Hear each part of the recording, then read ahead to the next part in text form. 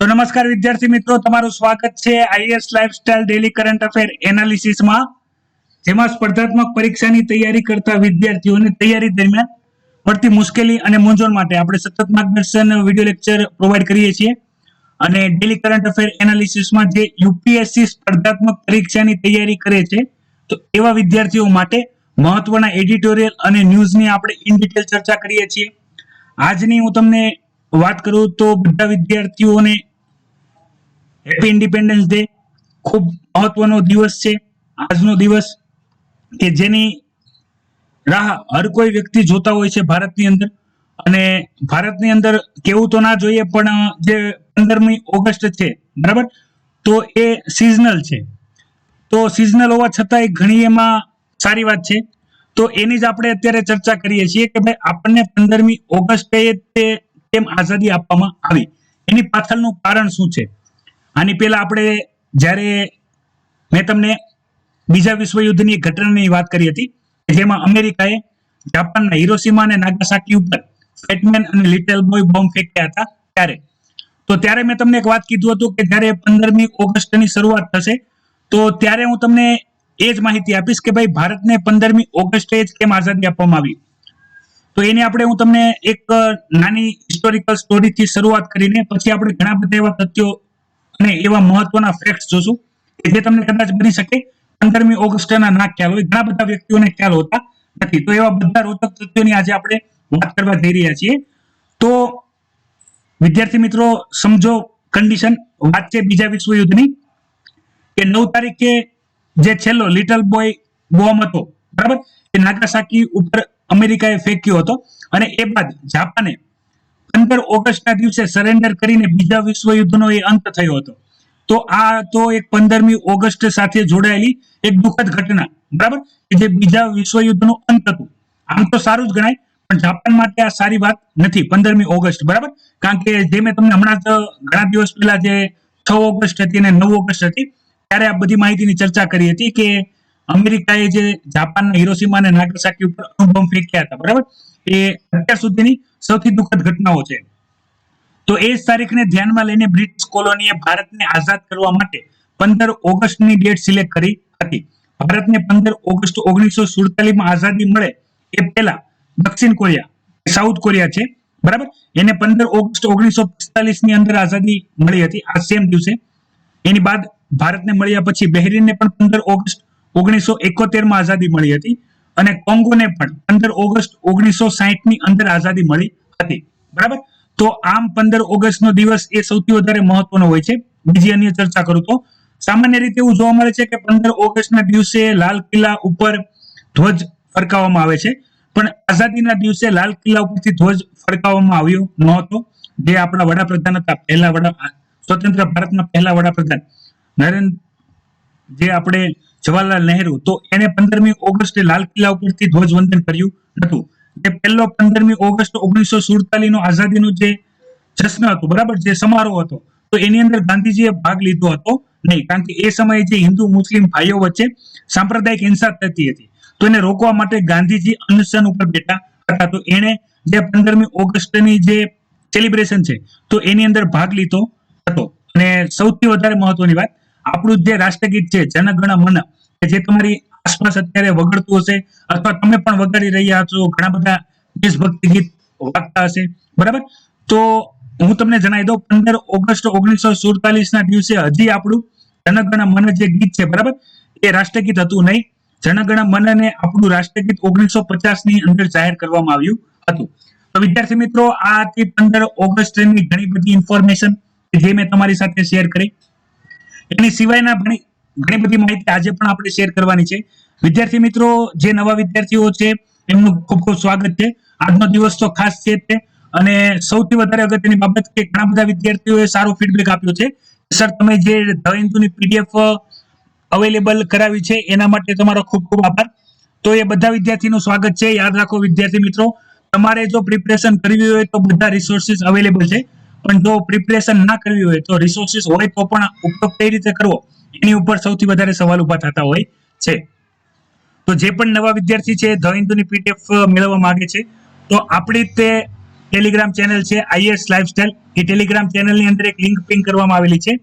તો એ લિંક ઉપર ક્લિક કરીને તમે ધ હિન્દુની પીડીએફ ડાઉનલોડ કરી શકો છો અને વાંચી શકો છો. બીજી વસ્તુ વિદ્યાર્થી મિત્રો, કે ઘણા બધા વિદ્યાર્થીઓની ડિમાન્ડ હતી કે સર તમે ગુજરાતી એનાલિસિસ તો કરાવો છો, પણ અમે હિન્દી માધ્યમથી એક્ઝામ આપવાના છીએ, તો એનું પણ તમે કરાવો, બરાબર. અને એ વિદ્યાર્થીઓને જે રિક્વેસ્ટ હતી એ સતત ઘણા ટાઈમથી આવતી હતી. તો એ વિદ્યાર્થીઓ માટે ખુશ ખબર છે આજના દિવસેથી નથી. હવે આપણે ઇન નેક્સ્ટ હિન્દી અને ગુજરાતી બંને ભાષામાં daily current affair analysis available થશે IS lifestyle academy YouTube channel ઉપર, બરાબર. તો બધાને વધારે માહિતી મળશે એવી આશા સાથે. અને ખાસ વિદ્યાર્થી મિત્રો, આપણે જેટલી પણ અહીંયા ચર્ચા કરીએ છીએ, તો એ ચર્ચાની અંદર હું તમને માહિતી આપું છું કે ભાઈ જે કોઈ પણ હિસ્ટોરિકલ પોઈન્ટ હોય ટોપિકનો એ હું તમને જણાવું છું.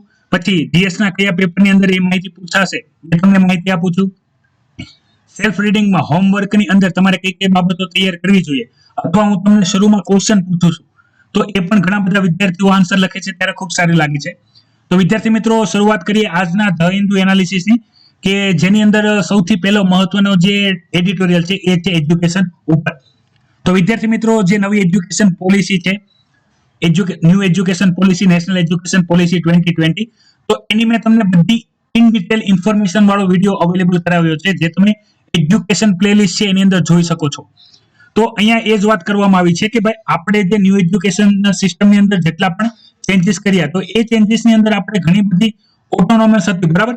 તો એને આપણે દૂર કરીને આપણે જે ટોટલ એજ્યુકેશન સિસ્ટમ છે તો એને સેન્ટ્રલાઇઝ કરીએ છીએ. સેન્ટ્રલાઇઝ કઈ રીતે, તો એની અહીંયા માહિતી આપવામાં આવી છે, એ હું માહિતી તમારી સાથે શેર કરું છું. કે ભાઈ માની લો કે ઓનલાઈન કોઈ પણ વસ્તુ આપણે ટ્રાન્સફર કરવાની વાત કરશે, તો સેન્ટર દ્વારા જે પણ ડિસિઝન આપવામાં આવશે ટીચર્સને અને સ્ટુડન્ટને એમને ફોલો કરવા પડશે. જે ટીચર ઇન્ડિવિજ્યુઅલ સ્ટુડન્ટને ઓળખતા હોય ને એને કઈ રીતે પ્રિપેરેશન કરાવી, જેને ખબર હોય, તો એ વસ્તુની અહીંયા શું થશે, એ વસ્તુ અહીંયાથી દૂર થશે. તો એ પ્રકારની જે આ કન્ડિશન છે એની અહીંયા વાત કરવામાં આવેલી છે. પણ સૌથી વધારે અગત્યની બાબત છે એ તમારે છે કે ભાઈ અહીંયા જેટલી કમ્પેરિઝન આપેલી છે, બરાબર, એ કમ્પેરિઝન તમને જોવાનું છે અર્બન અને રૂરલ એરિયા, મતલબમાં શહેરી અને ગ્રામીણ એરિયામાં કઈ રીતનું એજ્યુકેશન સિસ્ટમ છે એની એક કમ્પેરિઝન આપેલી છે.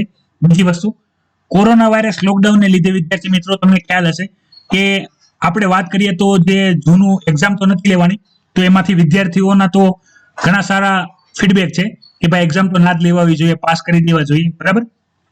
પણ સંસ્થાને ફરજ છે કે એક્ઝામ લઈને જે ગ્રેડિંગ સિસ્ટમ છે જે તમે શીખ્યા છો એને પ્રોવાઈડ કરે.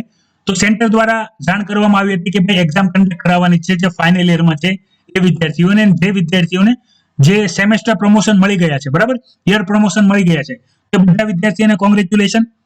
પણ જે અત્યારે સૌથી વધારે અગત્યની છે એ છે ન્યૂ એજ્યુકેશન પોલિસીને લઈને. અહીંયા કહેવામાં શું આવે છે કે ભાઈ આપણે જે ચાઇલ્ડની સાયકોલોજી આપણે જોઈએ, બરાબર, કે માની લો જે નાનું બાળક હોય, બરાબર, તો એ નાના બાળકને કોઈને જોઈને શીખવામાં સૌથી વધારે એ શીખતું હોય છે. તો આપણે ઓનલાઈન સિસ્ટમમાં બાળકોને જો આપણે લેપટોપ, મોબાઈલ, કોમ્પ્યુટર કોઈ પણ સિસ્ટમથી આપણે શીખવાડીએ તો એની જે શીખવાની સાયકોલોજી છે જે ડેવલપ થતી હોય છે તો એ નહીં થાય. બીજી વસ્તુ કે અહીંયા વાત કરવામાં આવી હતી કે ભાઈ જે લોકડાઉન લગાડવામાં આવ્યું, બરાબર, તો એ કન્ડિશનની અંદર જો સ્કૂલો પાસે પણ જો ઓટોનોમી હોત, બરાબર, ગામડાની સ્કૂલો અને શિક્ષણ સંસ્થા પાસે જો ઓટોનોમી હોત, તો વિદ્યાર્થીઓને શું કરવામાં આવત કે ભાઈ માની લો કે મિલ્સના બહાને અથવા કોઈ પણ કાર્યક્રમના બહાને સ્કૂલે બોલાવત, સોશિયલ ડિસ્ટન્સિંગનું પાલન કરે.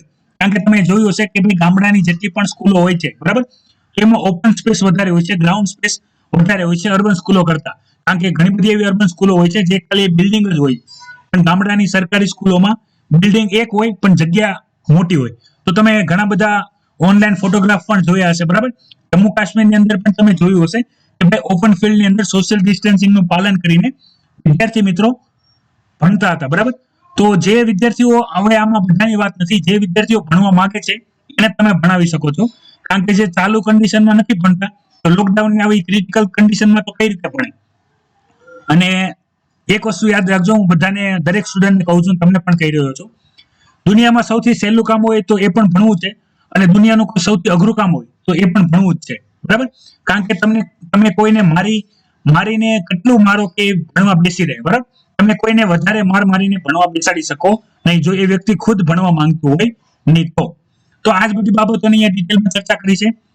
પણ આના શું બંને આર્ગ્યુમેન્ટ છે કે પોઝિટિવ આર્ગ્યુમેન્ટ કઈ છે, નેગેટિવ આર્ગ્યુમેન્ટ કઈ છે, બરાબર.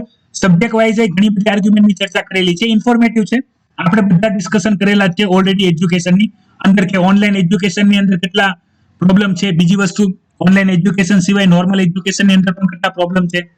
અને અહીંયા બીજી વાત કરવામાં આવી છે કે ભાઈ ડિજિટલ એજ્યુકેશનની મતલબમાં કે માની લો કે આપણે ઓનલાઈન એજ્યુકેશન કરી પણ દઈએ, બરાબર.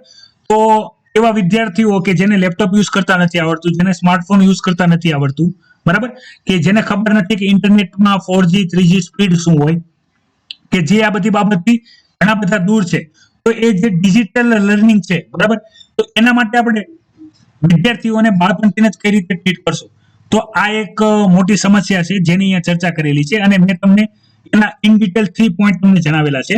તો એ 3 પોઈન્ટની હું તમારી સાથે પણ ફરીથી ચર્ચા કરું તો એ તમે ચર્ચા સમજી લો, એટલે તમને વધારે ખ્યાલ આવી જશે. એક વસ્તુ મેં તમને ચર્ચા કરી હતી, માની લો કે ઓનલાઈન એજ્યુકેશનની અંદર જે દરેક વિદ્યાર્થી મિત્રો છે, બરાબર, તો એને સ્માર્ટફોન જોશે, બરાબર, સ્માર્ટફોન જોશે અને સ્માર્ટ મોબાઈલ ફોન અથવા લેપટોપ કે કોમ્પ્યુટર જોશે. તો એ બધા વિદ્યાર્થી પાસે હોતા નથી. પછી એની ચર્ચા શરૂ થાય છે કે ભાઈ ચાલો સ્માર્ટફોન તો નહીં, પણ સ્માર્ટફોનની સિવાય આપણે જો અગત્યની ચર્ચા કરીએ તો સ્માર્ટફોન તો માની લો કે અત્યારે ઘણા બધા વિદ્યાર્થીઓના એજ્યુકેશનને ધ્યાનમાં લઈને ઘણા બધા પિતાઓ છે, બરાબર, સ્માર્ટફોન લઈ લે. તો બીજી નીડ આવશે ઇન્ટરનેટ.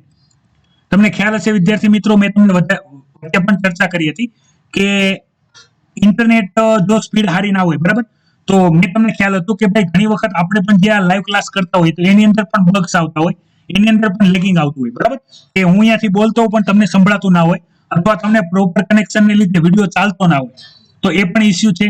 અને સૌથી વધારે ઇસ્યુ છે કે એક ઘરની અંદર 5 ચાઇલ્ડ હોય, બરાબર, 5 સ્ટુડન્ટ હોય, તો 5 સ્ટુડન્ટની વચ્ચે એક જ મોબાઈલ હોય તો કયો સ્ટુડન્ટ ભણશે અને કયો સ્ટુડન્ટ નહીં ભણે. તો આ બધી ઇન ડિટેલની ચર્ચા આપણે કરેલી હતી, બરાબર. આની અંદર એક પ્રોબ્લેમ નથી, આની અંદર ઘણા પ્રોબ્લેમ છે. પહેલો જ પ્રોબ્લેમ છે એ તમે સમજી શકો છો. પહેલો પ્રોબ્લેમ છે કે ભાઈ જે લોકો પાસે સ્માર્ટફોન નથી, બરાબર, તો એ બધા વિદ્યાર્થીઓ જે સ્માર્ટફોન ખરીદશે તો એ બધા સ્માર્ટફોન ખરીદવાના પૈસા ક્યાંથી આવશે? સ્કૂલોમાંથી તો કોઈ રાહત આપવામાં આવશે નહીં.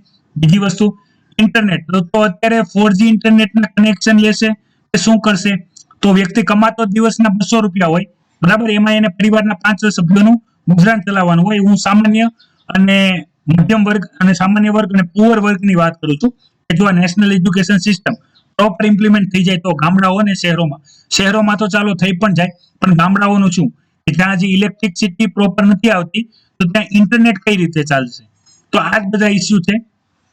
અને જે ફેમિલીની અંદર, જે તમને ખ્યાલ હશે કે ઘણા એવા ફેમિલી હશે કે જેની અંદર જોઈન્ટ ફેમિલી હોય, તો 5 બાળકો હોય, 5 બાળકો ભણતા હોય, તો કયા બાળકોને આપણે મોબાઈલની અંદર એજ્યુકેશન આપશું ને કયા બાળકોને નહીં આપશું? તો આ ઇન ડિટેલ ચર્ચા આપણે ઓલરેડી કરેલી છે. તો આ બધી જે પ્રોબ્લેમ છે, બરાબર, એનું ડિસ્કશન હજી થશે. નવી એજ્યુકેશનની અંદર હજી તો ડ્રાફ્ટ તૈયાર થયો છે. ડ્રાફ્ટ સિવાય પણ ઘણી બધી એવી ઇન્ફોર્મેશન છે જે આપણે ડિસ્કશન કરવાની રહેશે જ્યારે કોન્ક્રીટ એના આર્ગ્યુમેન્ટ આવશે ત્યારે. બીજું, જે દીકરીઓ છે ભારતની, એના માટે ખુશ ખબર છે કે હાલમાં જે કન્ડિશન હતી જેની અંદર તમને ખ્યાલ હશે 2005 ને લઈને કે ભાઈ જે બહેન છે, બરાબર, તો એને ભાઈઓની જેટલી પ્રોપર્ટીમાં ભાગ તો આપવામાં આવતો, તો પણ જો એના પિતા જીવિત હોય તો, અથવા એ પોતે જીવિત હોય તો એ જે રૂલ્સ રેગ્યુલેશન હતા પ્રોપર્ટીમાં પાર્ટીશનના, તો એની અંદર અત્યારે અમેન્ડમેન્ટ કરવામાં આવ્યું છે. અને જે ડોટર છે, બરાબર, તો એને પણ જે બોય છે, મતલબમાં જે એનો છોકરો છે, એટલા જ એને રાઈટ આપવામાં આવ્યા છે કે ભાઈ પિતા જીવિત હોય કે જીવિત ના હોય, અથવા એ પોતે હયાત હોય કે ના હોય, જેટલો હિસ્સો પ્રોપર્ટીની અંદર, પિતાની પ્રોપર્ટીની અંદર જેટલો હિસ્સો દીકરાનો છે એટલો જ હિસ્સો દીકરીનો રહેશે. જો એના પિતાશ્રીએ વસિયત ના બનાવી હોય તો, વસિયત બનાવી હોય અને વસિયતની અંદર જેટલા પણ વધતા પણ ઓછા પ્રમાણમાં જેને જે પ્રોપર્ટી જેવી રીતે આપી હોય અથવા ના પણ આપી હોય તો બરાબર છે. પણ જો પિતાએ વસિયત ના બનાવી હોય અને એ હયાત ના હોય તો જે દીકરી છે એનો ઇક્વલ રાઈટ છે એમના પિતાની પ્રોપર્ટી ઉપર. તો આ દીકરીઓ માટે મોટી ખુશખબર હતી, કારણ કે આને લઈને ઘણા જ્યુડિશિયલ કેસ આપણે જોયા હતા કે જેની અંદર કેવું થાય કે પિતાની હયાતી ના હોય તો જે પ્રોપર્ટીમાં જો વસિયત ના બની હોય તો જે દીકરાઓ હોય છે એ પ્રોપર્ટી પોતાની અંદર રાખી લેતા હોય છે અને દીકરીના ભાગે કોઈ પ્રોપર્ટી આવતી હોતી નથી. સામાન્ય રીતે આપણે ગુજરાતની વાત કરીએ તો તમે જોતા હશો કે ભાઈ જે દીકરીઓ હોય છે તો એ પિતાની પ્રોપર્ટીમાં ભાગ પડાવતા નથી, પણ અત્યારે કાયદાકીય જો વાત લેવા જઈએ તો દીકરીઓ પાસે પણ જ્યારે પ્રોપર્ટીનું ડિસ્ટ્રીબ્યુશન થાય છે ત્યારે સાઇન લેવી જરૂરી છે, બરાબર? નહીં તો આની અંદર વધારે કેસ વધતા જાય છે કે જે દીકરી હોય છે તો એના જ્યારે સંતાન એ પોતાના નાનાની પ્રોપર્ટીની અંદર પણ ભાગ માંગે તો એ આપવા માટે બંધાયેલા હોય છે, કારણ કે જે માની લો દીકરી હોય છે એ પ્રોપર્ટી લેતી નથી, પણ જે એમના દીકરાઓ મતલબમાં જે એમના પુત્ર પુત્રીઓ હોય છે તો એ ડિમાન્ડ કરતા હોય છે. આવા ઘણા બધા ફેમિલી ઇસ્યુને લઈને સિવિલ જે કેસ હોય છે, બરાબર, જેને આપણે જમીન કેસ વિવાદ કહીએ છીએ, લેન્ડ કેસ કહીએ છીએ, તો આવા ઘણા બધા કેસ થતા હતા. તો એનો એક અંત લાવવા માટે અહીંયા જાહેર કરી દેવામાં આવ્યું છે, અને જે એની અંદર એક ક્લોઝ હતો કે ભાઈ પિતા જીવિત હોવા પડે અથવા જે દીકરીઓ છે એ જીવિત હોવી પડે અકોર્ડિંગ ટુ 2005. તો આ 2005 ની અંદર જે હિન્દુ સક્સેશન એક્ટ 1956 છે તો એની અંદર આ પ્રાવધાન હતું. તે પ્રાવધાનમાં સુધારો કરવામાં આવ્યો છે કે જેથી દીકરીઓને પણ પિતાની પ્રોપર્ટીમાં પૂરતો લાભ મળે. તો એ ઘણી સારી વાત છે, બરાબર. હવે એની પછી આપણે વાત કરીએ તો અહીંયા વાત કરવામાં આવી છે ટોંગો દ્વારા, જે ઇન્ટરનેશનલ લેબર ઓર્ગેનાઇઝેશન છે, બરાબર, તો એને લઈને અત્યારે 100 વર્ષ પૂરા થયા છે તો એની અહીંયા વાત કરવામાં આવી છે. હવે પેલા મહત્વની બાબત છે એ છે કે જે ટોંગો છે, બરાબર, એ ટોંગો કઈ જગ્યાએ છે એની આપણને ખબર હોવી જોઈએ. તો ટોંગો હું તમને વાત કરી તો ઓસ્ટ્રેલિયાની બાજુમાં છે, તમારે વર્લ્ડ મેપની અંદર જોઈ લેવાનું છે. હું તમને બતાવી શકું છું, પણ હું તમને જો બતાવીશ તો તમે એક્ટિવ નહીં થાવ અને તમે જે ઇન્ફોર્મેશન મહત્વની હોય તો એ જોશો નહીં. એટલે તમે ખાસ યાદ રાખજો કે અત્યારે જે ટોંગો છે એ છે ઓસ્ટ્રેલિયાની બાજુમાં, બહુ નાનો એક આઇલેન્ડ છે અને બહુ નાનો એવો દેશ ગણાય બીજા દેશોની કમ્પેરિઝનમાં. પણ એના દ્વારા જે ઇન્ટરનેશનલ લેબર ઓર્ગેનાઇઝેશનના જે 101 વર્ષની જે હિસ્ટ્રી છે તો એ જ કન્વેન્શનની અંદર 182 જેટલા એડોપ્શન કરવામાં આવેલા હતા, તેનું ઇમ્પ્લિમેન્ટેશન કરવામાં આવ્યું છે, જે ભારત દ્વારા પણ ઇમ્પ્લિમેન્ટ કરવામાં આવેલા છે. યાદ રાખો વિદ્યાર્થી મિત્રો, જે લેબર મજદૂર હોય છે એને બધા અવગણના કરતા હોય છે. પણ હું તમને એક વાત કહું, એ તમને સમજવામાં સરળતા હશે કે ભાઈ માની લો કોઈ પણ સિટી હોય તો ત્યાં લેબર જ ના હોય ને તો ઇન્ફ્રાસ્ટ્રક્ચરનું કોઈ પણ કામ ના થાય, પછી મેન્યુફેક્ચરિંગનું કોઈ પણ કામ ના થાય. લેબરનો અહીંયા એવો મતલબ નથી થતો કે આપણે જે મજદૂર હોઈએ છીએ એને સમજીએ. લેબરનો સીધો મતલબ એવો નથી થતો કે જે વ્યક્તિ મજદૂરી કરતો હોય, બરાબર, મજૂર કામ કરતો હોય એ મજૂર. અહીંયા લેબરનો મતલબ ગ્લોબલી તમારે લેવાનો છે કે કોઈ પણ વ્યક્તિ જે એમ્પ્લોય છે, બરાબર, એજ્યુકેટેડ કે અનએજ્યુકેટેડ, એ વ્યક્તિ લેબર છે. અને લેબરની આપણે કોન્સેપ્ટની વાત ઇકોનોમીની અંદર કરશું તો જે પણ વ્યક્તિ ભલે કંપનીનો સીઈઓ પણ હોય પણ એ આવે તો લેબરની કેટેગરીમાં જ, કારણ કે એને શું ચૂકવવામાં આવતું હોય, એને વેજીસ ચૂકવવામાં આવતા હોય. તો અહીંયા ઇન જનરલ વાત કરવામાં આવેલી છે કે જે પેલા તમને ખ્યાલ હશે કે ભાઈ ગુલામોને ખરીદવાની જે સિસ્ટમ હતી તો એ સિસ્ટમથી લઈને અત્યારે જે હાલની લેબર સિસ્ટમ છે તો એની અંદર જેટલા પણ રિફોર્મ આવ્યા છે તો એ રિફોર્મને લઈને પણ ક્વેશ્ચન આવી શકે છે જીએસ પેપર 1 ની અંદર સોસાયટીની અંદર. તો એ કોન્સેપ્ટ મહત્વનો થઈ જાય છે. જ્યારે ગ્લોબલી કોઈ પણ સમિટ થતી હોય કે જે અગત્યની હોય તો એ પણ મહત્વની થઈ જાય છે. પછી અહીંયા ડેટા આપવામાં આવે છે કોવિડ-19 ના ડેટા, બરાબર, કે જે મૃત્યુઆંક છે એને કંટ્રોલને લઈને. તો બીજા બધા જેટલા પણ ડેટા છે એ આપણે ઓલરેડી જોયેલા છે, ઇન્ફોર્મેટિવ છે, તમે જોઈ શકો છો. બાકી એક્ઝામ પોઈન્ટ ઓફ વ્યૂ એટલા બધા મહત્વના નથી, કારણ કે કોન્ક્રીટ કોઈ આર્ગ્યુમેન્ટ અહીંયા આપેલી નથી કે જે આપણે એક્ઝામ પોઈન્ટ ઓફ વ્યૂ પૂછાય અને તમે એને સારી રીતે લખી શકો. છતાં તમે જો હજી કોરોના વાયરસ લોકડાઉનના બાદ જે પણ ચેલેન્જીસ છે, બરાબર, કાઉન્ટિંગ ચેલેન્જીસ છે, જેટલા વ્યક્તિઓનું મૃત્યુ દેખાડવામાં આવે છે વાસ્તવમાં એની કરતા વધારે લોકોનું મૃત્યુ થયું છે. એના પ્રોબ્લેમ શું છે તો તમે આ જે એડિટોરિયલ છે એ ઇન ડિટેલ વાંચી શકો છો. અહીંયાથી આગળ વાત કરીએ વિદ્યાર્થી મિત્રો તમારી સાથે. તો ફરીથી જે એજ્યુકેશનના મેં તમને જેટલા પણ પોઈન્ટ હમણાં આગળ જણાવ્યા એ બધા પોઈન્ટની વાત કરવામાં આવેલી છે. એક એડિશનલ પોઈન્ટનું તમને ચર્ચા કરી લો કે ભાઈ વહેલા જે પણ એજ્યુકેશન સિસ્ટમ સ્ટાર્ટ કરવામાં આવે કે જે વિદ્યાર્થીને હકીકતે ખેલવા કૂદવાના દિવસો હોય, બરાબર, તો એ દિવસોની અંદર જો એજ્યુકેશન શરૂ કરવામાં આવે તો કેટલો બેનિફિટ રહે અને ના રહે તો એની કાઉન્ટર આર્ગ્યુમેન્ટ કરવામાં આવેલી છે, બરાબર. તો એ તમે આર્ગ્યુમેન્ટ જોઈ લેજો. એક અગત્યની બાબત જે છે એ છે જે આગલા મહિનેથી સપ્ટેમ્બર મહિનામાં સ્કૂલ ખોલવાની જે વાત થઈ તો ધોરણ 11 અને 12 ની સ્કૂલ ખોલવામાં આવશે ઓડ અને ઇવન પ્રમાણે, મતલબમાં એકી બેકી સંખ્યા પ્રમાણે વિદ્યાર્થીઓને બોલાવવામાં આવશે, બરાબર. તો આ યોગ્ય છે કે નથી એ તમે વિડીયોની કોમેન્ટ બોક્સમાં કોમેન્ટ કરજો, એટલે મને વધારે ખ્યાલ આવે. અને સાથે સાથે આજના જોઈ લઈએ ઇમેજમાં, તો રશિયાએ જે મેડિસિન શોધી હતી, બરાબર, તો એ રશિયાએ જે પણ મેડિસિન શોધી હતી અને મેડિસિનની અંદર, વેક્સિનની અંદર એવું કીધું હતું કે અમે આની ટેસ્ટ છે, બરાબર, એ માસ પબ્લિક ઉપર ટેસ્ટ કરેલી છે, પણ એવું નથી. હકીકતમાં 55 લોકો ઉપર ટેસ્ટ કરેલી હતી. અને સૌથી વધારે અગત્યની જે બાબત હતી કે ભાઈ જે ટેસ્ટ કરી હતી તો એના સાઈડ ઇફેક્ટ વધારે હતા, બરાબર. જે ટેસ્ટ કરી હતી એના સાઈડ ઇફેક્ટ વધારે હતા. તો જે રૂસ આપણે રશિયા દ્વારા વેક્સિન શોધવામાં આવી, તો WHO એને શું કીધું છે, એને માન્યતા આપી નથી. તો અત્યારે એનું જે માસ પ્રોડક્શન છે, બરાબર, એ થઈ શકશે નહીં. હાલાકી રશિયા દ્વારા એ જે વેક્સિન છે એનો ઉપયોગ શરૂ કરી દેવામાં આવ્યો છે, બરાબર, પણ એના ક્લિનિકલ ટ્રાયલ્સ પણ પૂરા થયા નથી. એની સાઈડ ઇફેક્ટ શું છે એના પણ પૂરતા ડેટા નથી, અને મલ્ટિપલ પેશન્ટ ઉપર એના ટેસ્ટ થવા જોઈએ એ પણ થયા નથી. તો આ જ બધી બાબતોની ચર્ચા આપણે ઓલરેડી કરવાના છીએ. તો અત્યારે ખાલી હું તમને ન્યૂઝ બેઝ તમને જણાવી દઉં છું. બીજી વાત આપેલી છે ઇન્ડિયા અને યુકે ના રિલેશનની. તમને ખ્યાલ હશે કે 15મી ઓગસ્ટને લઈને મેં તમને જે હિસ્ટોરિકલ પોઈન્ટ જણાવ્યા, બરાબર. તો એમાં જે આપણે ઇન્ડિયા હતો એ બ્રિટિશ કોલોનીના અંડરમાં હતો. તો એની આઝાદીથી લઈને અત્યાર સુધીની આપણે જો વાત કરીએ તો એ ઘણો ડિફરન્સ થઈ ગયો છે, બરાબર. આઝાદી પહેલા જે યુકે હતું તો એનો વિશ્વમાં હરેક મોટી કન્ટ્રી ઉપર, અમેરિકાની ઉપર લઈ લો કે કોઈ પણ તમે કન્ટ્રી લઈ લો, તો કોઈ ને કોઈ રીતે બ્રિટિશ કોલોનીનો ભાગ હતો. પણ હાલની અંદર જો આપણે બ્રિટિશનું સ્ટેટસ ગણીએ, બરાબર, તો એ એવું નથી કે જેવું હોવું જોઈએ. અને સૌથી વધારે અગત્યનું કે અત્યારે અમેરિકા મહાસત્તા છે, આપણે રશિયા મહાસત્તા ગણીએ છીએ, ચાઇના પણ મહાસત્તા માટે ફાઇટ કરે છે, અને ઇન્ડિયા પણ પોતાનું યુનાઇટેડ નેશનની અંદર પરમનન્ટ મેમ્બરશિપ માટે કામ કરે છે, બરાબર. પણ એ સંદર્ભમાં જેટલું ડેવલપમેન્ટ બાકી કન્ટ્રીઓ કરે છે એટલું ડેવલપમેન્ટ અત્યારે યુકે નું જોવા મળતું નથી. તો એ પ્રકારની ઇન્ફોર્મેશન છે.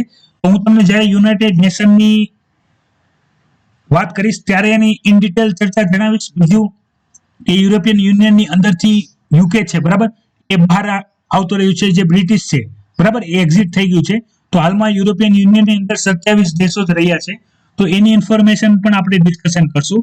અને તમને ખ્યાલ હશે કે ભાઈ જે આપણા વડાપ્રધાન છે માનનીય અને વંદનીય નરેન્દ્રભાઈ દામોદરદાસ મોદી, બરાબર, તો એના દ્વારા જે રેગ્યુલર ટેક્સ પેયર છે એના માટે એક રિલીફ અને જે ટ્રાન્સપરન્ટ સિસ્ટમ છે એનું એનાઉન્સ કરવામાં આવ્યું છે.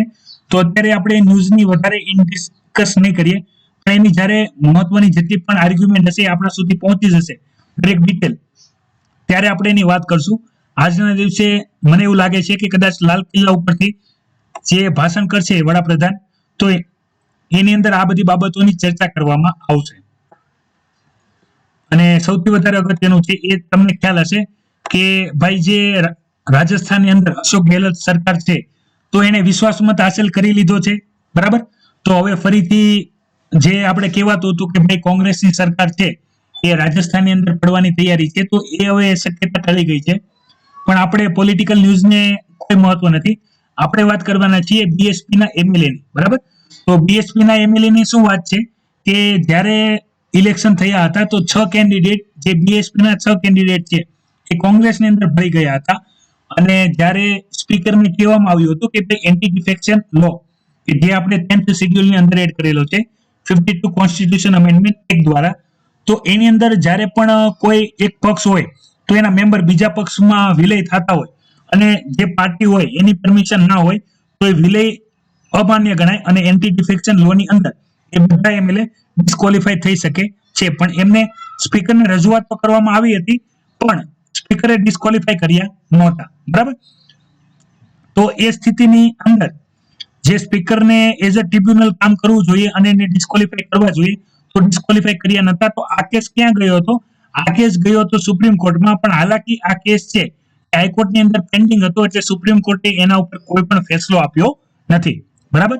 આપણે જે શેડ્યુલ 10 છે એની ઇન ડિટેલ ચર્ચા કરેલી છે કે જ્યારે પણ કોઈ કેન્ડિડેટ જે પાર્ટીમાંથી ઇલેક્ટ થઈને આવ્યો હોય અને એ કેન્ડિડેટ પોતાની પાર્ટીમાંથી રાજીનામું આપે તો પણ એની અંદર એન્ટી ડિફેક્શન લો લાગે અને એને ડિસ્કોલિફાઈ કરી શકાય.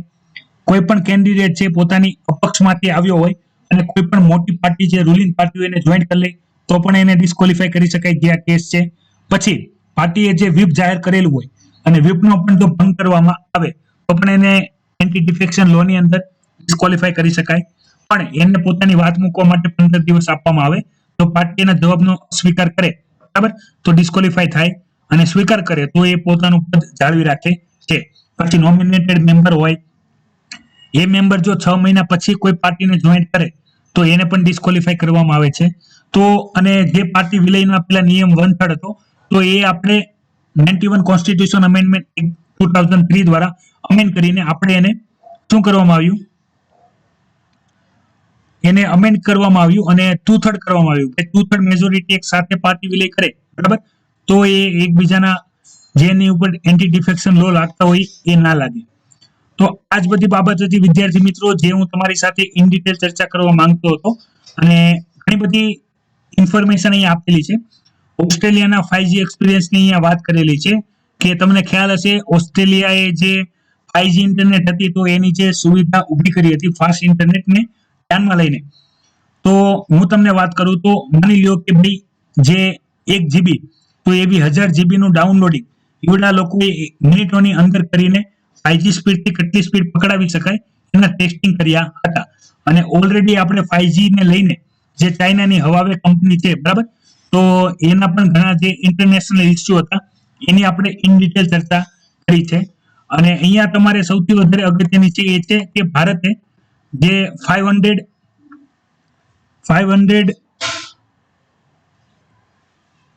મિલિયન છે, બરાબર, એ પેકેજ માલદીવ્સ માટે આપ્યું છે.